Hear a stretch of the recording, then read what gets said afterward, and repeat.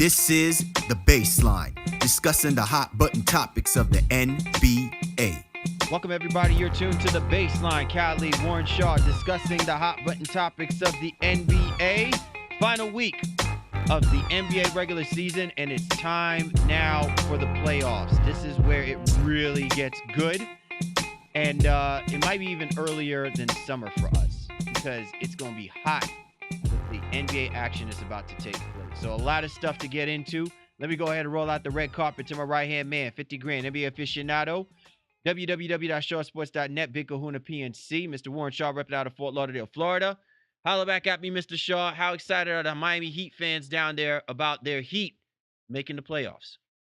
Well, I mean, I think there was a level of expectation that they were going to make it regardless. I think it's just nice for them to feel safe. And I think they're going to feel pretty confident in a first round matchup with pretty much anybody out there, especially if it lines up with the Cleveland Cavaliers. Again, not that they feel confident in that matchup, but it'll be exciting for them to watch.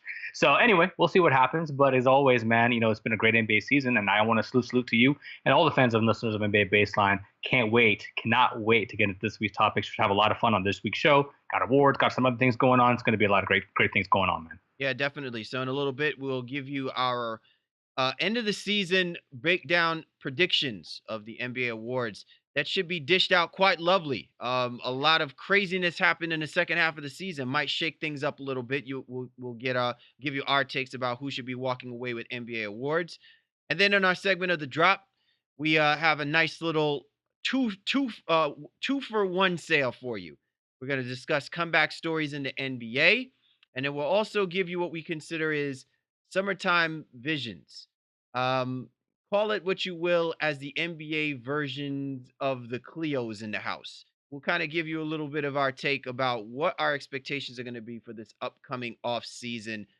So a lot of stuff to get into, and also some news and notes in our coast to coast. So once again, be sure to get at my man Shaw at Shaw Sports NBA, or get at me at GameFace Lee. The show's Twitter handle at NBA Baseline. You can find us on all the major platforms.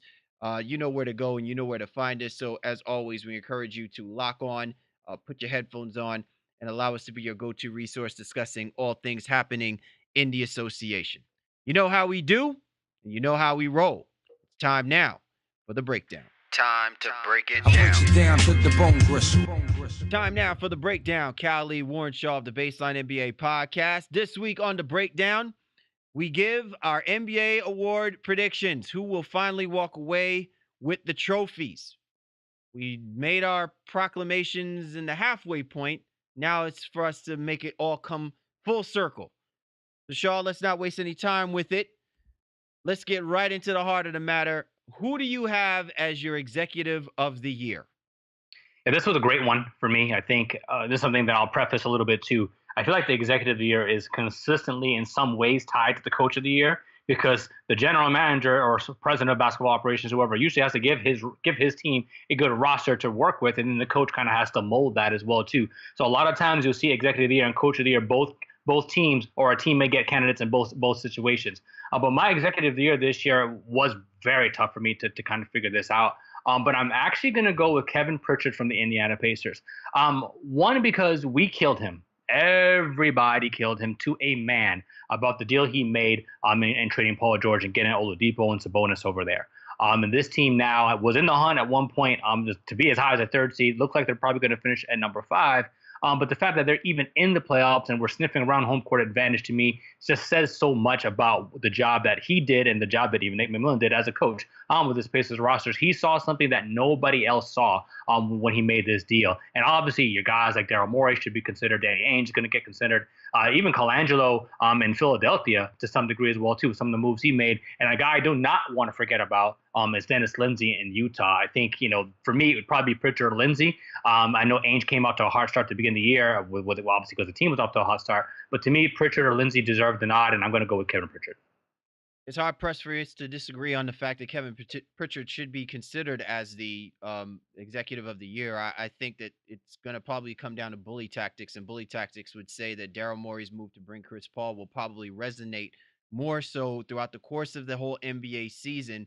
Whereas when you look at the Indiana Pacers, you look at it as saying, oh, man, this was like a shot in the dark kind of play simply because of the magnitude of the situation with Paul George. who really maximized getting the most out of what was given on their roster. So, by all accounts, I'm not going to disagree with you, Shaw. I think Kevin Pritchard is obviously a very solid pick. Um, but I think in the end, it's going to probably wind up going to Daryl Morey, just Yeah. simply because the Chris Paul trade just absolutely resonates with what we didn't think was going to happen, did happen. And the Houston Rockets awarded Daryl Morey by becoming the best team in the NBA this season. One executive that I would like to probably throw out there who probably will not get the kind of consideration that I do think, but when you talk about how you illuminated to what you should consider as the criteria for being a great executive. Look, why can't we put Masai Ujiri's name back out there? Not, like it wasn't deserved of so. If you really look at it, Masai Ujiri has put together probably the best equipped team that could possibly knock off the Cleveland Cavaliers this year. If in all points are leading to that the Cleveland Cavaliers are expected to go to the finals. Now that we understand what's probably going to happen with the Boston Celtics, the Toronto Raptors are probably best equipped to be as deep as they possibly have been in the last 3 to 5 years. And that you can make the argument that Masai Ujiri is responsible for that. And you can also make the argument because they are the best team in the Eastern Conference, albeit they don't have a better record than the Houston Rockets. You have more confidence about the Toronto Raptors being a lot more competitive this year in the playoffs. And I think with what Masai Ujiri has done with this roster, he didn't have to do too much, but he did enough to put the right components together for Dwayne Casey to be considered again one of the top coaches in the Eastern Conference. Well, yeah, two quick follow-ups. I think with Morey, I really do think he is probably going to win it, simply because, again, the Chris Paul move, but more importantly, the moves we've been talking about all season long as well, too, getting Tucker and Mamute, those guys to help shore up this defense. So all those things go into what Houston's been able to do and move from a middling defense or, in the 20th and, to be a top 10 defense this year. In the case of Ujiri and Masai, it's interesting because they didn't do a whole lot. You know what I mean? It was a lot of what's happened is like they're young guys, as they said, we're going to have to grow up and play. And that ended up happening. So I don't think the award usually goes to a guy who just lets his roster matures. But I think it's a great point by you to bring it up because it's something that, in essence, we should be looking at. Like, listen, he saw the pieces that he's already put in place, and he did bring in a guy like OG Anunoby as well too to come in there. As he slipped in the draft ranks, and he played a prominent role for them. But Masai and company, they more or less let their roster mature, and there's a lot to say about that as well too when it comes to being executive of the year. I'm just an avid believer. Sometimes less is more.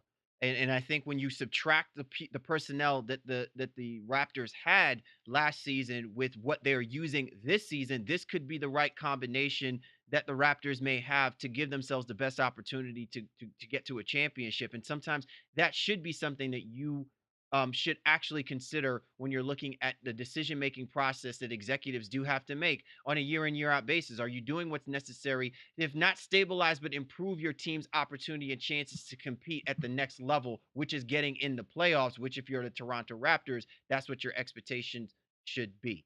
All right, so let's go ahead and switch gears now and focus our attention to the Coach of the Year award.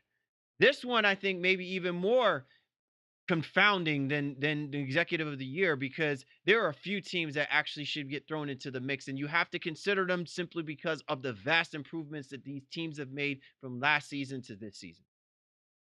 Yeah, this list, as always, I think is every year is long. You just wonder, is it the guy who with the best team, with the best record, et cetera, et cetera, et cetera. We can go over all that again. I'm going to skip those formalities. Listen, my list, it does include all that. Brad Stevens, Dwayne Casey, Doc Rivers even, Terry Stotts, Nate McMillan, and Quinn Snyder. Again, I'm probably going to I'd probably switch a little bit of gears here too in terms of the coach of the year situation, and I'd go with Quinn Snyder. Only because he's gotten his team as well, potentially challenging for a number 3 seed in the Western Conference when everybody wrote them off to be a potential lottery team. They lost Gordon Hayward, as everybody knows, not knowing what Donovan Mitchell, having to rely on a rookie. But then again, once you saw that rookie being able to be a star, that he didn't try to repress that. And he let that guy go out there and be who he needed him to be to get this Utah team to the next level. Not to mention the fact that Rudy Gobert has only played in 50-plus games or whatever the case may be. The fact that Utah is where they're at, to me, is just it's mind-boggling. A lot of that has to do with the coaching of Quinn Snyder. Man, this is going to be a tough one, man. I really feel like it's going to wind up going to Dwayne Casey this year, and No doubt. and deservedly so. I mean, so you hear we're speaking of who you believe should be receiving the award, Sean. I'm just making my predictions who I think is going to wind up winning the awards. But in all honesty, I completely agree with you again here. In this instance, I'm looking at somewhere between a race between Terry Stotts and Quinn Snyder.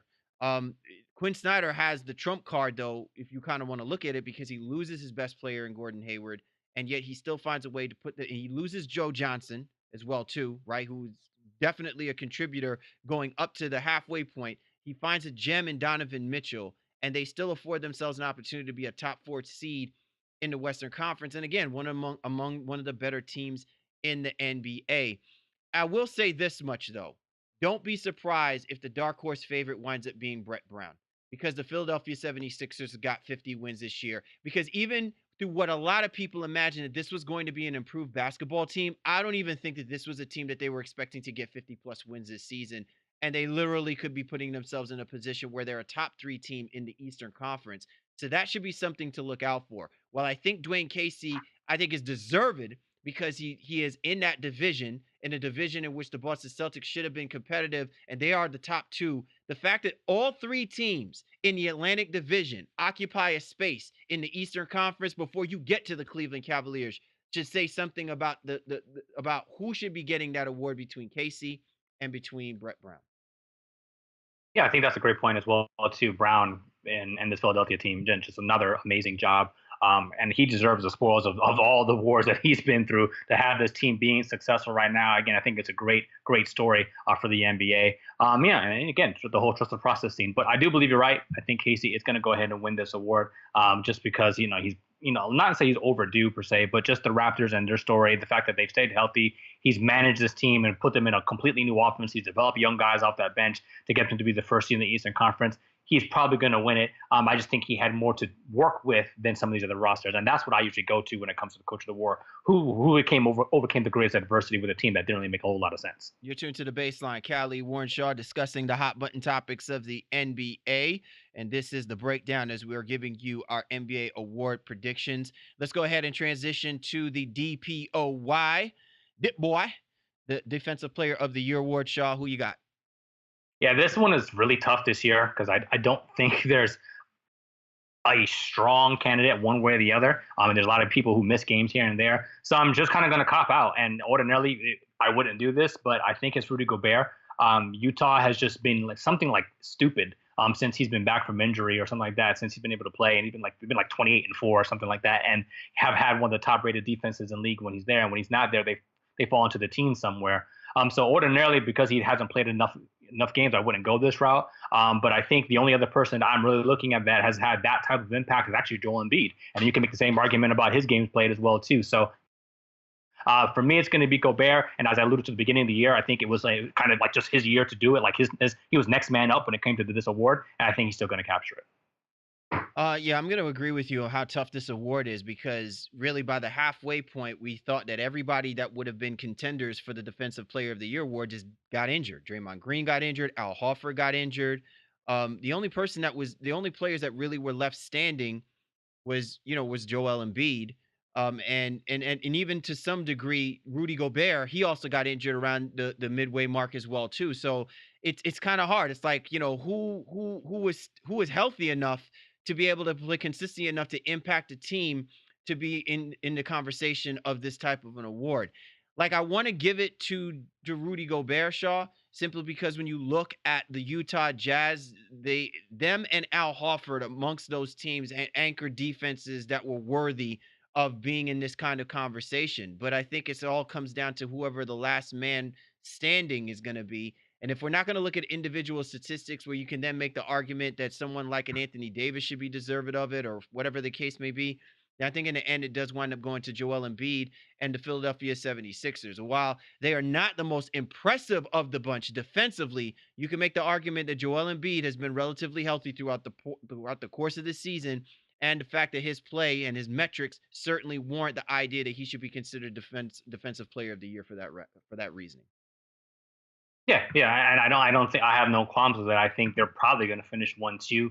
Draymond probably still sneaks in there just out of sympathy vote, and more so because he's played, I think, the most amount of games of the three as well too. With Kawhi not playing most of this year as well too, obviously he's not even a consideration, even a thought.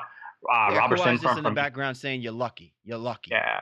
and Robertson from OKC, he got injured in the middle of the year as well too. So those are all players who we would ordinarily see in this realm and like be talking about them as contributors. But again, it was a very weird year when it comes to this award specifically. I will say this much before we move on to the Sixth Man of the Year award, Shaw. The one person that I am very disappointed that wouldn't have been in this conversation, given the fact that Kawhi Leonard was not a part of this. There's actually two players.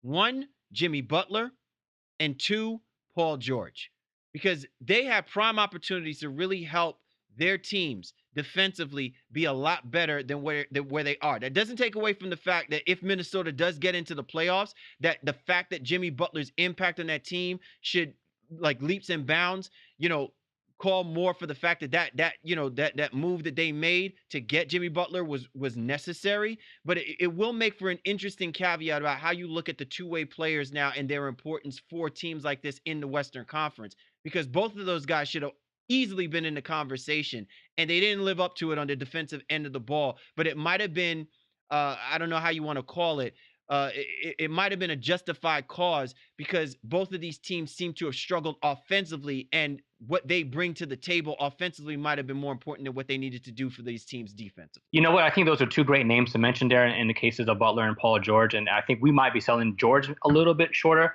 He is one of the steals leaders and has done a lot, to making OKC's defense, a top 10 defense as well, too. Switchability. He does take some of the pressure off those other guys on that roster. Butler, because he's been injured, maybe not as much as this year as he would be in other seasons. But those are two great names that I feel like maybe we just haven't seen enough from them, or don't feel like they've reached a level that they probably should have. But I think in Paul George's case, I think some media probably see like, he's still one of those guys. He might even finish as high as second if he doesn't outright win it. I can't see him winning it, but I still think he's going to get some maybe top 2 or 3 votes for sure. All right, let's go ahead and talk about Sixth Man of the Year award, Shaw. Pretty nice and hefty list. Maybe in some way we might even be talking about how the sixth man might be reimagined in the NBA because of some of these dudes. But who do you have ultimately walking away with this award? Yeah, I'm not going to waste too much time here. I feel like Lou Williams is going to just run away with this. I mean, Gordon had a nice year. Then you can even look at guys like Terry Rozier and some other players that have had some nice years coming off the bench.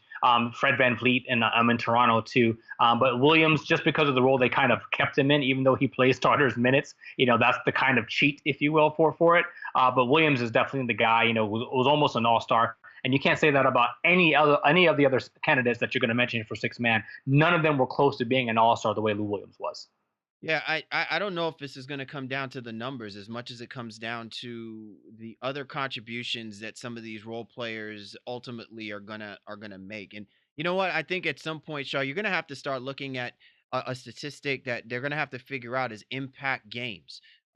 Games in which these guys come in and have an impact where the superstar starters are not coming, are not showing up or just not having great games, like where these guys fit into that fray. Because I just think that the gap is just narrowing too much. And if we're just solely relying on you come off the bench and you average 33 minutes, but then you get me like 26 points, that means you're deserving of being, a sixth man of the year. Because by all accounts, I could easily tell you that Terry Rozier should be considered sixth man of the year, given the magnitude of his position and what he had to do for the Boston Celtics once Kyrie Irving has gone down multiple times through the course of the year. This guy's consistently come in and he's been that dude, especially playing next to 2 first-round draft pick type players. He comes in and he's doing things that most point guards are not even capable of doing right now as starters for other teams. So, again, I just feel like I agree with you. Lou Williams is going to walk away with it, but you can make the argument that if we had some of those type of comparisons being made, Eric Gordon can easily wind up winning that award, and you can certainly make the argument that a guy like Terry Rozier would be most deserving of being considered sixth man of the year, given his role and the way Brad Stevens has used him for the Boston Celtics as well, too. Yeah, agreed. It's like we said in the beginning of the year, way back when we had Kelly Escaleta on. This is just the guy who scores the most off the bench award. That's what it boils down to. So if you want to look at things like win shares and things of those nature, that could probably give you a better indication of the overall impact that someone coming off the bench is. And it's almost never a big guy that really gets a whole lot of nominations for this situation. But again, constituted as it is and the way it has been in previous seasons, there's no doubt Lou Williams is running away with this award. I'd be surprised if it wasn't unanimous. And it'll be interesting to see how this continues to unfold down the line, Shaw, because it looks like the idea is that you want your guy coming off the bench scoring for you when your stars aren't. But I also want someone that's coming off the bench that's having a defensive impact on most games. And we're not seeing that. So, for all we know, for the next 10 years is going to wind up being guards getting this award, when there could easily be the Van Fleets of the world, 10 years Scoring ago, guards, yeah. look, the Luke Mbamutes could have received this reward if those type of metrics are actually being looked at for what he did when he was coming off the bench for other teams. But that's not what's happening. And again, I just think it's kind of it's a fluky award at times, simply because you just want to add something to the shelf. But I feel like now, with the way that the NBA is being played, you have to start looking at this a little bit more with scrutiny and saying to yourself, what are we using to measure this guy's contribution when he comes off of the bench, that we're saying he is that sixth man? Well, I mean, it's something that there's no predetermined criteria. And I don't know if the league and the Players Association are willing to kind of look into that and say, okay, here's what we need to determine the award. It continues to be arbitrary. They want it to be kind of like this open source situation in some way. And again, like, this is just kind of what it's trended to. The last person to win it that wasn't just the best scorer was probably Iguodala. But outside of that, this is what this award has habitually been. And we'll see if there's any changes. I think it's going to have to come with the voters, if they kind of collectively band together and say, all right, well, let's look at it from a different angle. And does that crowd, if you end up having enough votes, to kind of sway public opinion? Most definitely. You're tuned to The Baseline. Callie, Warren Shaw, discussing the hot button topics of the NBA. NBA award predictions. We're giving them to you. Let's go ahead and talk Rookie of the Year. All right, Shaw, reflect on me. Who is that Trouble T. Roy that deserves that award? Yeah, unfortunately, I am in the camp that I don't really love the whole, hey, I sat out a year and I still eligible for Rookie of the Year situation. Ben Simmons is going to win the award just by virtue of just being as great as he has, and especially with the close Philadelphia has had to this regular season. It's going to be him. The only other person that can even challenge him and maybe steal a couple votes is going to be Donovan Mitchell. So this is a two-horse race where I think Simmons is going to clearly win this award without much hesitation, especially from the voting public. I'm just waiting for our brothers, our boys, the Malamut brothers, when they drop the episodes of Game of Zones, April 12th. Hint, hint, everybody, and shameless plug-in. But I just want to see that episode and how they finagle this whole thing, man. Because there's got to be something with Ben Simmons, Donovan Mitchell, and Lonzo Ball in it, man. I'm just waiting for this. Something's got to happen, because that's probably the only good that we're ever going to talk about Lonzo Ball for the rest of this season. Outside of that, man, I agree with you. I think Ben Simmons winds up taking this award. Listen, the guy has been absolutely phenomenal. We all predicted the opportunity was going to be there for him in Philadelphia. It was just a question of whether or not he was going to stay healthy. But I think you couple him with Joel Embiid and what the Philadelphia 76ers has been able to do. And Ben Simmons, lived up to the hype. And so he's going to be well-deserved of receiving those accolades. But I would be hard-pressed not to tell you that Donovan Mitchell should not get a good lump sum of discussion, given the kind of year that he's had and what he's done for the Utah Jazz. Simply phenomenal. And really, under the set of circumstances, came out and did a lot more, knowing that this was a team that had a lot less. That's, unfortunately, that's not a measurement that's going to give him that award, but I certainly would be something that you should say is deserving to be considered for that award. Yeah. Again, you hit the nail on the head. It's just, hey, he was a rookie in the wrong year at the end of the day. Had Simmons played last year, but it's going to make us have to think seriously that, the committee's got to really start thinking about this seriously. I understand that it's unfair if a guy in his rookie year injures himself. But then I just think that you have to start making headway, this is why we talk about our draft classes the way that we do. I almost feel like we're undermining the draft by doing this, because the draft class of this year gets hurt because of what Ben Simmons didn't get to do the year before that. Like, how does that make any sense? And I just think that at some point, if you really want to start giving credence to that, then you need to start giving an award to second-year players or something like that, or just get rid of it altogether. There just has to be a better way for us to kind of determine this type of thing, because again, a year like what Donovan Mitchell has, by all accounts, should be considered a legitimate Rookie of the Year, and not by default gets counted out because of what happened with Ben Simmons. True, true, true. So before I move on, I want to know a quick editorial note here as we move in here. We have to talk about that most improved player of the year, man. And for me, this is also a kind of an open and shut case. I think he won it pretty much in January after the start he had, and that's Victor Oladipo.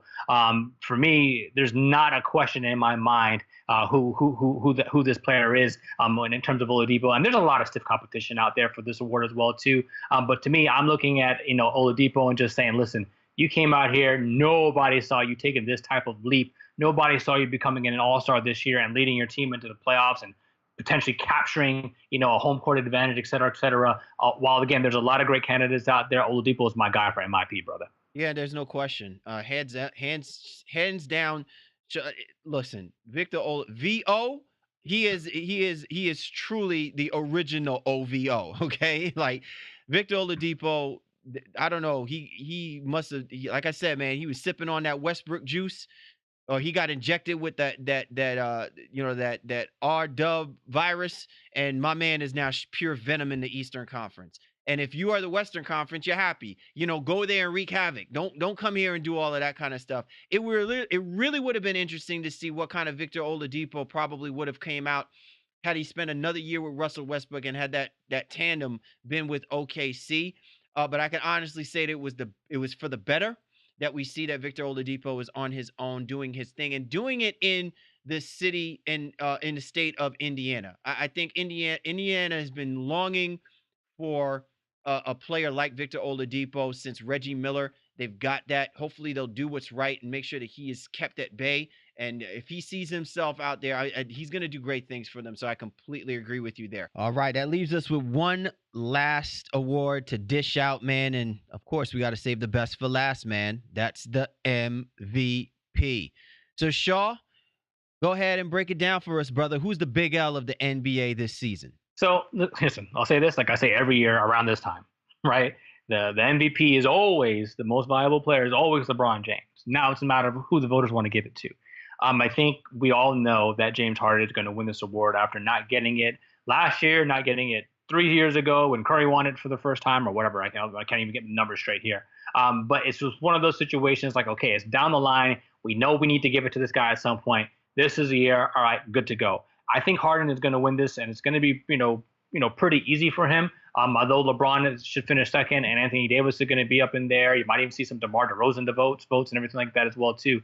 But James Harden is going to win. Now I'll say this: after this, there isn't somebody that I think the voters are going to feel like, okay, we have to go ahead and get this guy an award. I feel like LeBron, if he continues to play at this level or even near it, he'll probably go back into reclaiming this award probably next year and maybe even potentially beyond. But right now it's going to be the beard man, without a doubt. Yeah, there's no question. It's going to be James Harden that's going to wind up winning this award. I mean, the numbers are just completely, off the charts. And really the thing that just stands out to me more than anything is you're seeing a James Harden that's playing with LeBron James efficiency out there in Houston. Now, I don't know if it's because of him pairing up with Chris Paul, but whatever is going on with him, he is elevating himself. Where I don't know if I don't know if I disagree or completely agree with you. I'm maybe in the middle about this.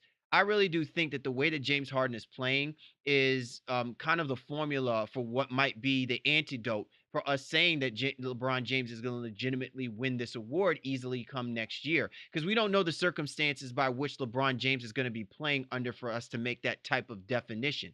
I will say this much, though.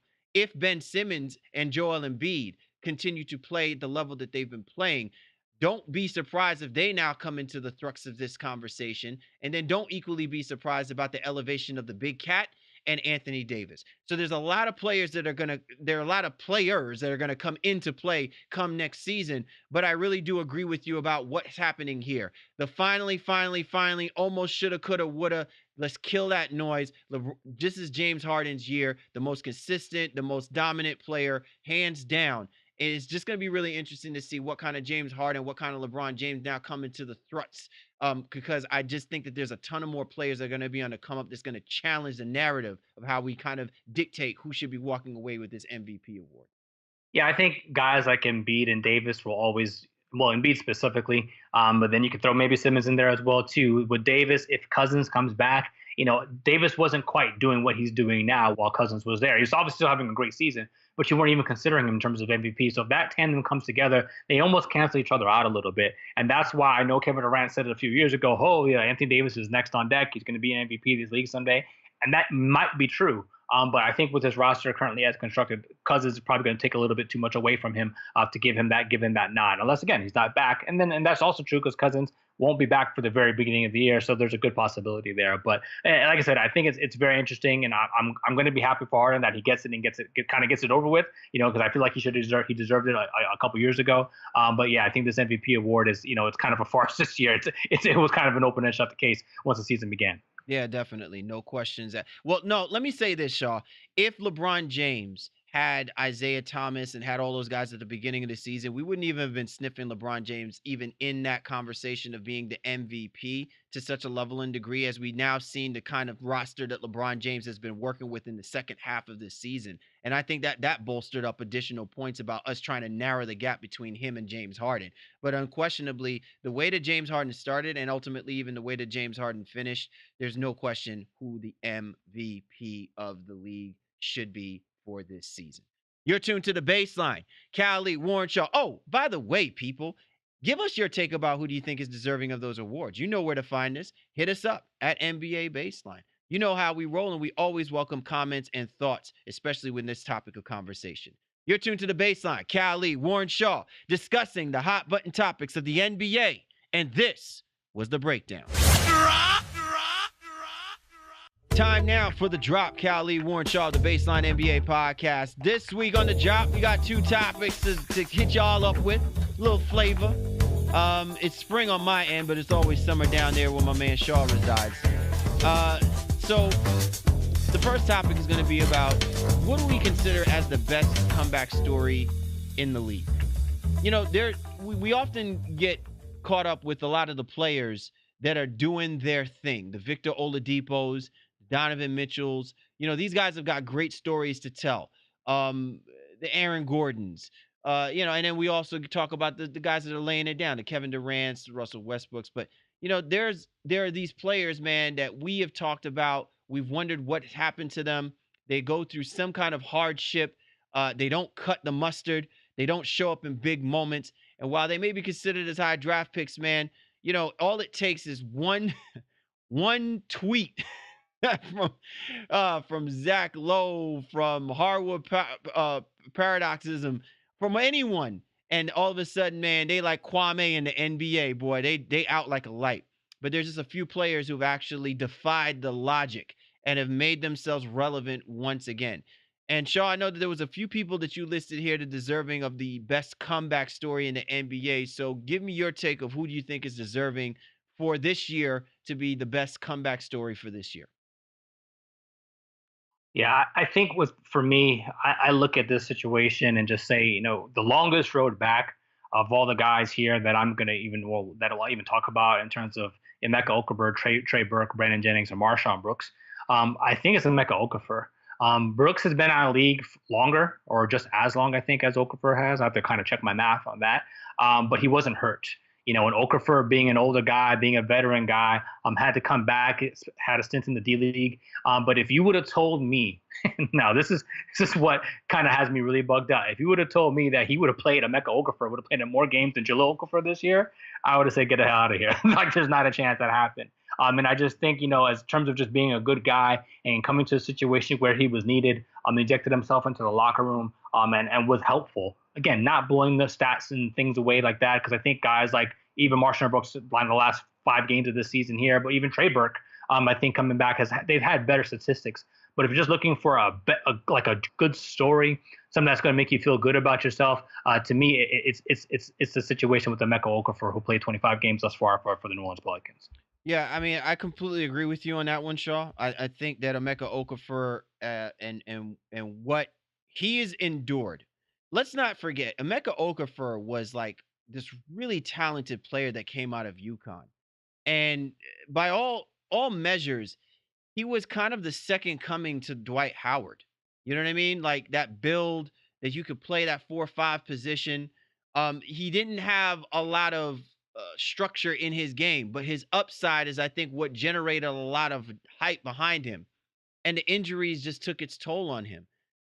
He wasn't as nearly as effective as I think he would have liked to have been, and the fact that he has found a way to come back into this NBA, this type of NBA, where his skill set I still think is very limited. But because you play that five position at a much smaller build at times, it's made him relevant again. But he's obviously needed to keep up and he's needed to stay healthy. Alvin Gentry is obviously having an affinity to be able to use him the way that he used him a hell of a lot better than he used Omer Ashik, who that might be our next best comeback story if he ever make you know what I'm saying? If that were to ever happen. But Emeka Okafor, in my opinion, definitely. I will say this much though. Marshawn Brooks, to me, is somebody who should get some kind of what do you want to say is honorable mention. Just simply because here's a dude, man, that I really felt like he got so lost in the sauce when he was with the New Jersey/Brooklyn Nets.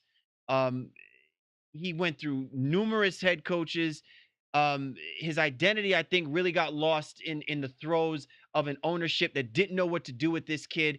Was draft wise, I just think that he just got caught in the wrong place at the wrong time, and yet to still find himself to be in this conversation about playing in the NBA, where he could easily have been lost in the G League or overseas. To me, I really think that he should be given that type of consideration. And you also think about it, probably the second oldest of the bunch to not be participating in the NBA would be a Marshawn Brooks. Yeah, I mean, for me, that's a guy who I rooted for. I have a joke on Twitter that I've been saying, hey, I have a lot of young sons, and we talked about a couple shows ago where I'm a big fan of Terry Rozier as a guy who I just root for, and Marshawn Brooks was like kind of my original, you know what I mean, at least in recent years. So he's my oldest young son, a guy who I wanted him to be good, man. I wanted it to work out for him. And for whatever reason, his mentality and maturity just weren't there and didn't match what the expectations were for his game.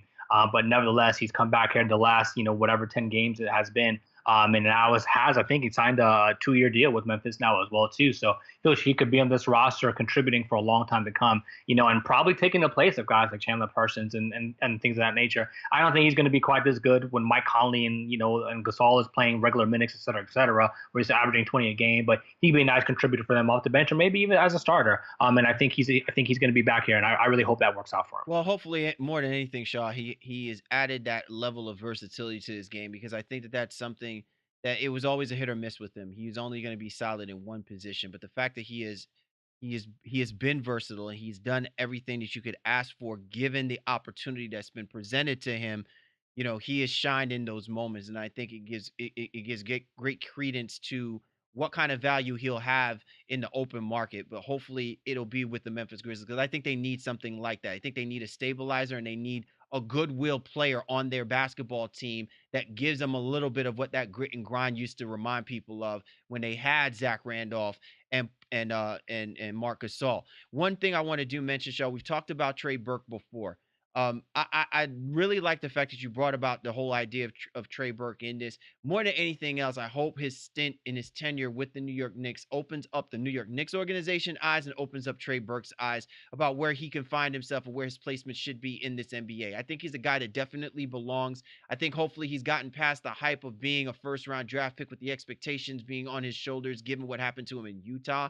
But more importantly than that, the kid's an exciting player, and I just want to see more from him. Hopefully the New York Knicks understand that, and then push comes to shove, they do what's right, and they get the right tools around this kid, because I really think that he can be an impact player for a New York Knicks organization that needs some kind of impact some way, somehow.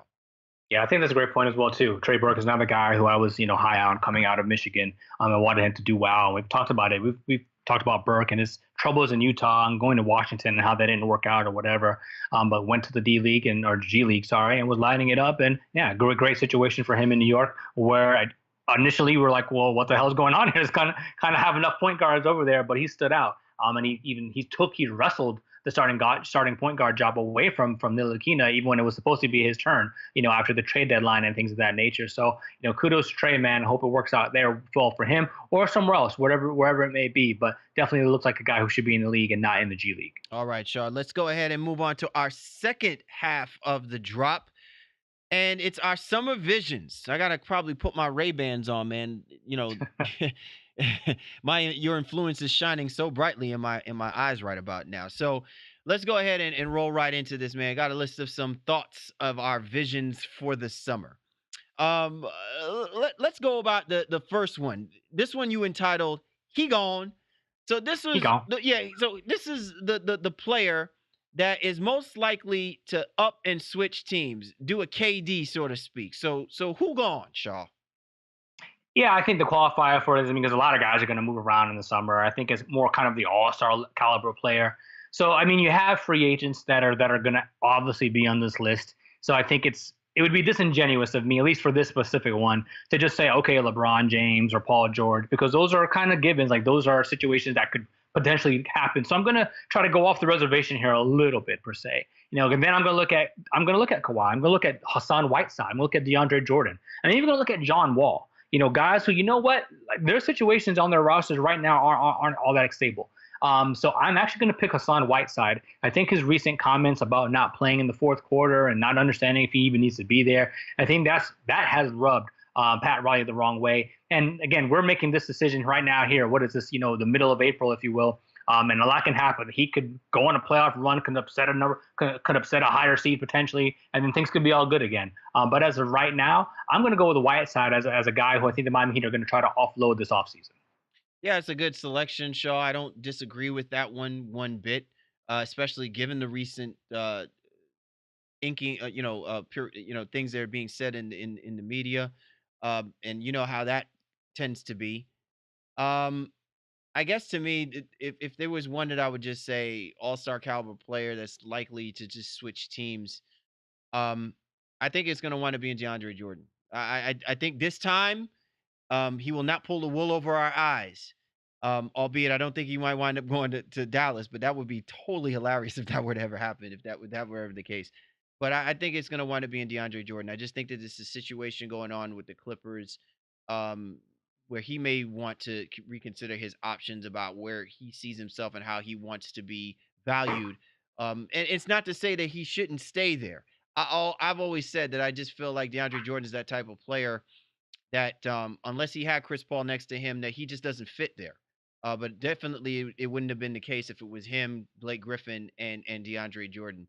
I think he completes the 2/3 rule, where Blake Griffin's gone, and I expect DeAndre Jordan to complete that on his own volition this time, for him to get it to keep it moving. All right, let's go ahead and do. Oh, I'm sorry. Were you going to follow up? No. You're right. You're right. Again, I'm gonna agree with that 100%. I think that's definitely a possibility for Jordan to finally leave, and it would be nothing but serendipitous if he ended up in Dallas somehow, one way or another. That'd be crazy. It would just be hilarious, right? All right. So, Captain, my captain. I don't know how you came up with this title. Well, I'm gonna roll with it. Maybe Captain Morgan. Is that what we're we thinking of when this happened? I'm not too sure. But who's the coach that's most likely to be fired? Yeah. So this is prefacing this just a little bit. If New Orleans doesn't make the playoffs, forget it. Alvin Gentry's out of there. But they had a huge win over the weekend, or like Rondo more or less saved their season by stealing the ball from Kevin Durant in the final seconds there, and they got I think a bucket from Mirotic to kind of close it out. But if the Gentry and the Pelicans don't make it, he's the first one gone. But I do think, ironically, no matter what happens, I think Van Gundy is out in Detroit. For whatever reason, he's lost that roster and that team. The tinkering he's tried to do has not worked. We talked about this team as we remember we had our guy on, Duncan, and we were like, oh my God, this team could be a 52 win team, and et cetera, after that great start they had, and then they just fell off a cliff. They make a brash move and get Blake Griffin in the middle of the season. And you feel like, okay, maybe that's going to get them to the next land, to the next situation, at least get them into the playoffs, and that didn't happen either. I think Van Gundy has done all he can do with this roster, and he's just going to have to be the one to fall on the sword there, and he's going to be out. Oh man, this is gonna be a tough one because I don't necessarily disagree with you on that one, but I'm just gonna play it safe. I think Jeff Hornacek is out with the New York Knicks. Of course. Um, uh, and I'm saying this because I'm just looking at it from a logical standpoint. Because right now, when you talk about Alvin Gentry and you talk about Van Gundy, I more so question about what happened. Will Van Gundy step away as a head coach so that he can just basically assume responsibilities for executive decisions? Because it wasn't like the move that he made to get Blake Griffin was the worst move in the world. Okay. But what I'm saying is that if he doesn't voluntarily step away as head coach, then we got this whole controversy that he just is gone altogether. So I'm looking at that from that perspective. Like, Alvin Gentry, I think, again, they make the playoffs, they'll do him dirty like they did Montel Williams. Okay. Or Monty Williams, excuse me. I just think that if there's anyone that's surefire coach is gonna get canned, and really not because he's a horrible coach. I don't know if he just wasn't the best coach, his best fit for the New York Knicks, but Jeff Hornacek, in my opinion, just he's a casualty, and he tried to put himself in a situation where if he did right, he looked good doing it, and now that the team looks bad, he's now gonna get axed for it, which I don't think is really fair in his part, because I really do think he's a decent coach. He's gonna get a bad rap in New York, but ultimately, I just think it's going to be Jeff Hornacek that winds up getting the axe.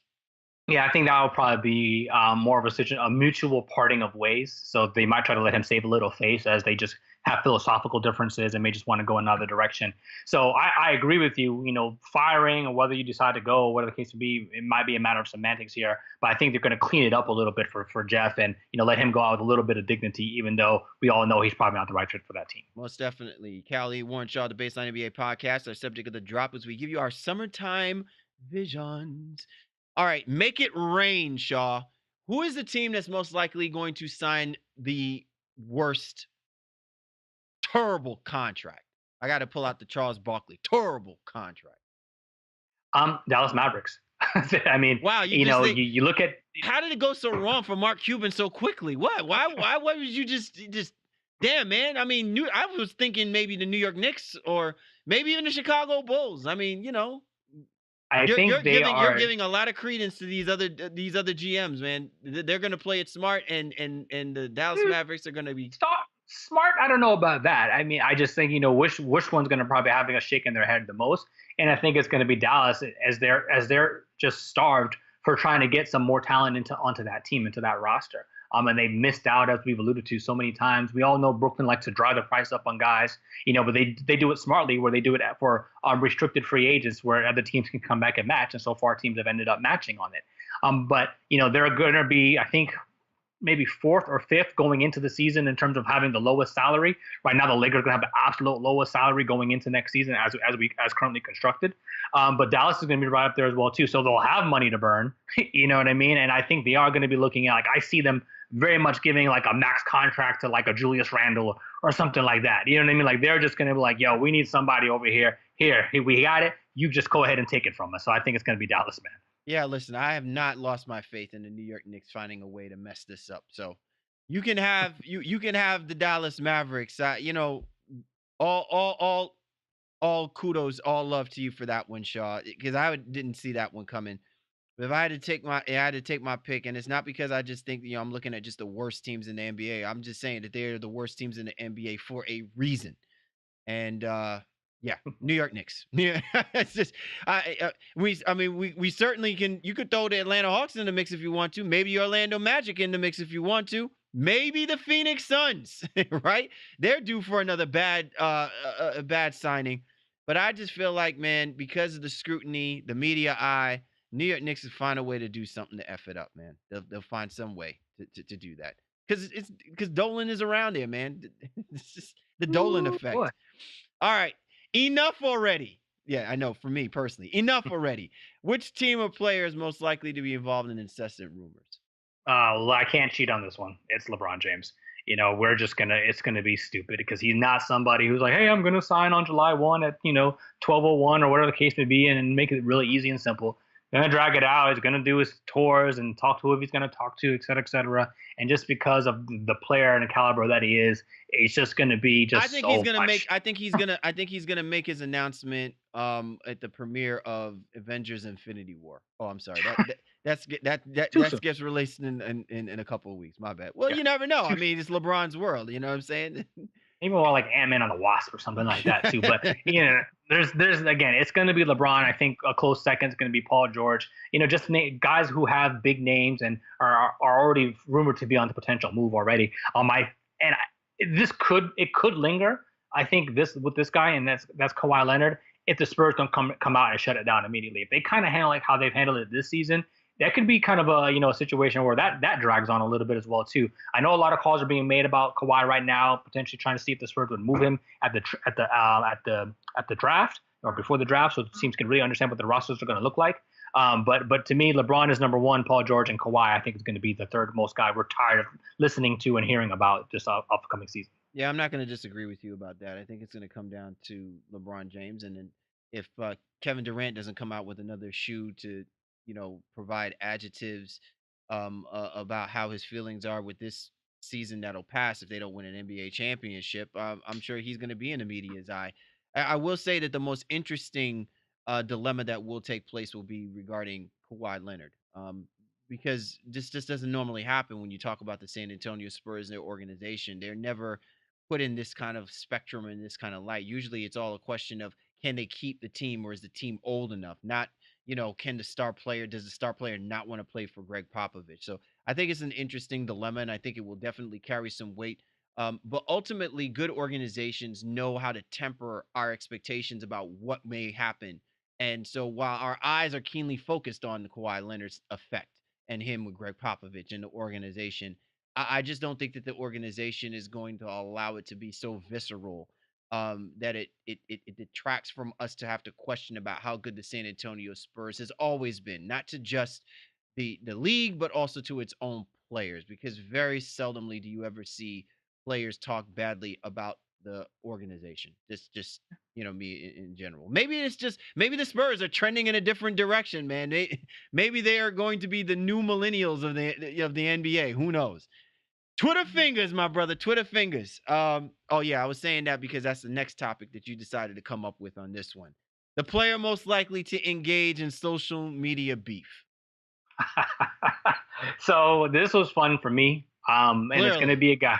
I think it's going to be a guy who I already mentioned, and I think it's going to be Hassan Whiteside. Watch him get moved, and and it's one of those situations. It's going to take two to tango, like because you can't beef with yourself unless you're Kevin Durant, I suppose. But in this situation, like I can see Hassan getting moved, and a guy like Joel Embiid just ribbing at him, just getting at him, like, oh, you were Let's go, talking this and champ. such and such and Let's such. go, champ. Like, yes, listen. Listen. I was gonna say Joel Embiid. I just Yeah. really feel like it's gonna just take something before Joel Embiid comes out and says something that's gonna force Hassan Whiteside to say something. So I mean, I- it, he's beefing with everybody, and Embiid is beast. He's got beef with Whiteside. He's got a beef with Andre Drummond as well too. So I just again, if my earlier now, prediction in comes all true, fairness, though, Joel, slow your roll, bro. You don't want no part of the man child. All right, you just you don't want no part of the man child. You want beef with everybody. Don't beef with Drummond, baby. You don't want no part of that, man. 'Cause that's some real life stuff, man. That's like, you know what I'm saying. He might come to a situation he may not be able to get himself out of. well, I mean, we'll see. So I guess it's kind of I'm going to split the award probably. I guess here with Embiid and Whiteside because I think those two are going to be going at it this summer. Who you got on it, brother? No, that's exactly who I was thinking Embiid? of. I was All right. thinking Embiid. Yeah. It's like, let's go, champ. Like that's. I just want Hassan Whiteside to get Cannon Briggs on him and just go, let's go, champ. Where Well, you want listen, this? and imagine this too. Imagine Philadelphia goes far in the playoffs somehow.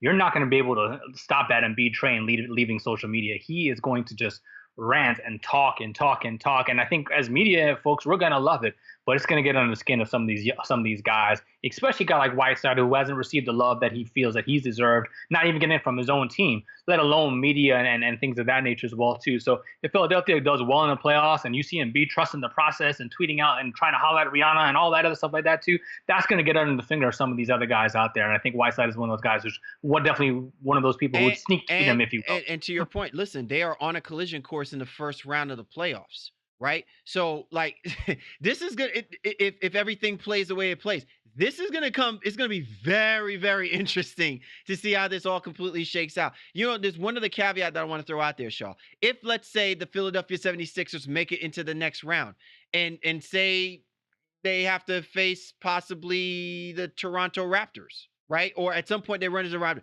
What about a Serge Ibaka, Joel Embiid encounter? Listen, Joel Embiid is the poster child for the WWE version of NBA battles that may take place in the next 3 to 4 years. Just simply because this boy loved running his mouth on Twitter.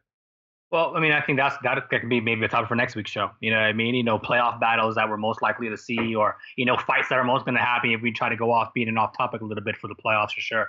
But for purposes of this, man, yeah, I think the Twitter fingers are going to be a Whiteside and Embiid beef of some sort. But I would be interested to see what happens in the playoffs. And again, I think that's what makes the NBA so much fun. There's just so much emotion that surrounded all of it, man. Malamut brothers, you taking notes? I know my boys are taking notes, man. We're readying them for the Game of Zones post the after party season. That's what we're talking about, because these are the type of things people want to see. All right, y'all. Finally, that's all, folks. Player most likely to retire. Give their bond farewells. Is it going to be Ginobili this time, Shaw? Please tell me.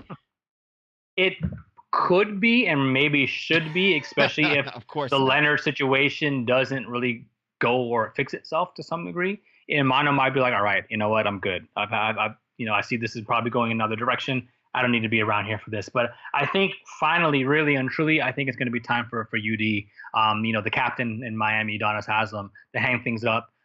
He's done all he can do. You know what I mean? He's a veteran guy. The team will have a role for him, I think, in the front office in some way, some sort of community ambassador, the way that Alonzo Mourning is now currently. But he's just what is he doing with the roster spot? And I don't know that the Heat need to continue to just have him on the roster. And that way, you can make him an assistant coach if you want to. They can free up that roster spot and do something a little bit more better with it. So I think it's going to be Udonis Haslem. Although Ginobili and even a guy like Vince Carter, who I don't think Vince is anywhere near coming to retire, but 41 years old, you feel like, hey, bro, do you see that the light at the end of the tunnel there? But my guy's going to be UD. My logical pick, Shaw, is going to be Nick Collinson. I just feel like if he still plays, hey, he's on the roster. I just feel like I feel like if he's not going to be like a player coach type scenario situation, I just feel like he doesn't see himself playing with anybody except playing for the Oklahoma City Thunder, which is probably the reason why he latched on to this team for this particular season, because he probably thought that this was his best opportunity to see his team get to the finals once again with the combination of Russell Westbrook, Carmelo Anthony, and Paul George. The funny thing about this is that Carmelo Anthony might stay, right? Paul George might not stay, and all of this, and Nick Collinson is the one that suffers because you don't see him on the basketball court nearly as much as you probably would want to. And if any one of those guys go, then Presti might be pressed to have to say, hey, Nick, man, can you stay on? Because somebody got to relieve, Coleman, Carmelo, some minutes every now and again. It's just kind of funny to me, but I feel like this is like Nick Collinson. He's like a lifer, Oklahoma City Thunder. I would not want to see him play for anybody else. And if he's just not going to get any kind of time on the basketball court, what the hell is he doing on the roster? I think he should retire. Yeah, I think that's a great pick by you for sure. Nick Collison served his time, and I know he thought about retiring this summer as well too. So it seemed like things are lining up for him to potentially go ahead and hang it up. Yeah, definitely. All right, so there we have it. All of our summer visions. As again, we want to hear from you based on all of these crazy topics my man Shaw came up with. Who would you like to see retire? Who would you like to see start incessant rumors, start up the NBA beef, right? Get at us at NBA Baseline. You're tuned to the Baseline. Cal Lee, Warren Shaw discussing the hot button topics of the NBA. And this was The Drop. Coast to coast. Time now to go coast to coast discussing the news in the association. You ready to rock and roll, Mr. Shaw? Absolutely, man. Let's rock. All right. So as always, man, we hate starting off this segment with the damn injuries, but let it not be said we didn't cover it because we had to. Kyrie Irving, Dirk Nowitzki, both out for the season. We obviously know that the Kyrie Irving injury is just so damning for the Boston Celtics. But I'm really more so about the whole Dirk Nowitzki scenario situation, Shaw, because in our last segment, we were just talking about dudes thinking about retiring. Hey, what about Dirk? The Diggler is not going anywhere. I think he's going to go ahead and cash out, sign a nice little deal in there. I think it takes him until, 2 more years. I think he has on his deal. Not to say that he'll play both of those years. I feel like next year is going to be his last one. I don't think Dirk is the type of player that needs the farewell tour. but I think he wouldn't mind engaging in it, and I think Cuban and those guys would like to see it happen for him as well too. So I think Dirk is probably going to play at least one more year, but it is sad to see him go out with like little ankle injury as well. But obviously with Boston and Kyrie Irving, massive blow to their championship hopes, and which were already slim to begin with. Obviously this year things have shaped now, but Boston just cannot do anything without him one way or the other. So they probably will not even be favored to win their first round matchup, which I think is going to be a shame. Yeah, definitely. But hopefully Kyrie Irving will get this. He'll be on the road to recovery, and we'll definitely see the best version of the Boston Celtics come next season when eventually Gordon Hayward comes off of his injury and is ready to play for the Celtics. Congratulations to Mitch Kupchak. One, for getting out of that madhouse of the Bus dynasty. But more too importantly, he gets signed as the general manager for the Charlotte Hornets. Good move for the Hornets, Shaw. Yeah, I think it's a splashy move for sure. And it's done in the right amount of timing with the season coming to an end. Got to start preparing for the draft, et cetera, et cetera. So it's not a move that is reactive in any way. It seems to be preparatory, and I think it's going to be a good thing for them. Kupchak has been a decent talent evaluator, and I think alongside some of the other guys in that organization, they're going to be okay. Remember a guy, Adam Felipe, we had him on our show last summer. He's an international scout for them as well too. So I think this team is going to be in good shape moving forward. But we'll see if that spells the end for some guys like Kemba Walker and things of that nature as well too. But it's a good hire overall.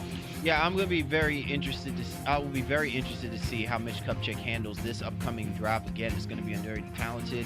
I don't know if deep draft is going to be the way that we call it, but certainly to see whether or not he still got it, and whether or not the Charlotte Hornets will have it.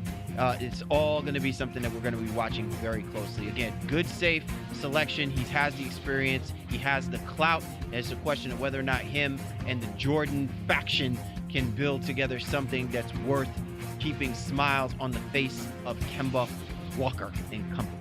All right, Shaw. Jordan Crawford, not Michael Jordan, but Jordan Crawford, and obviously not Jamal Crawford, but Jordan Crawford. He's now signed with the New Orleans Pelicans. Does this help save Alvin Gentry's job? That seems to be a recurring theme all season long. I'm going to go with no. I think it's just a roster filler at the end of the day. But it's always nice to see Steezus back in the building. Out there trying to chuck up them shots. Jordan Crawford, just one of those fun guys to root for. A bucket getter and could definitely a shot taker for sure. Yeah, definitely. All right, finally, Shaw. The NBA 2K League draft took its place. Respect the shooter. Our man Scoop B was all up in the mix, right? So yeah, for sure. So how do we feel about the NBA 2K League and everything? And what were your thoughts? How excited are you about the league actually now in its solid footing, everything taking off? Yeah, for me, I think we're both excited for this league to see what it's going to bring. An interesting stat was thrown out there, or I guess a fact, not a stat, was thrown out there that the average 2K League player is going to be making more than the average G League player, which I found to be extremely shocking. So that just goes to show you the power of esports and where our society is heading in, if you will. And I will be excited to see what ends up happening with the 2K League and how it's broadcasted and their partnerships that they end up creating. Because again, this is definitely a digital age, and we're right here at the forefront of it. Remember, we had those guys coming on our show to talk about it. So we're big supporters of what the NBA is doing when it comes to esports. Yeah, man, big congratulations. The draft went off lovely. You got there's a lot of attention to it, and it's certainly it's definitely something that I think not just people who are involved in esports, but also just gamers alike, man. This is exactly what they're building towards, and this is how people garner their interest in different facets. Again, the NBA doing a fantabulous job with coordinating with all of these different brands and partnerships to build another facet of how we're looking at the game. From a visual and a digital perspective. Awesome show altogether, my brother. A lot of stuff that we went through. Some really great, interesting topics all around, bro. Yeah, man, I think we had some fun, and I hope our fans and listeners did as well, too. And as you said, man, get at us. Let us know what you think. Give us your award predictions. Give us your summertime projections and visions that you see coming out there. Topics that you'd like us to discuss, players we missed, teams we might have missed, and just overall conversation. It's that time We are going to be, as I've been saying, extremely live when it comes to social media, making sure that we have some great conversation going for you as the playoffs take place. So we want to interact and we want to engage with you guys. So make sure you're hitting us up at NBA Baseline, at GameFace and at Shaw Sports NBA on Twitter. Most definitely. So for the Baseline, Cali, Warren Shaw, we appreciate you guys. Get yourselves geared up. Playoff time is on the horizon. The Baseline boys will be covering it for show. You know how we do and you know how we roll, baby. We'll catch up with you next time.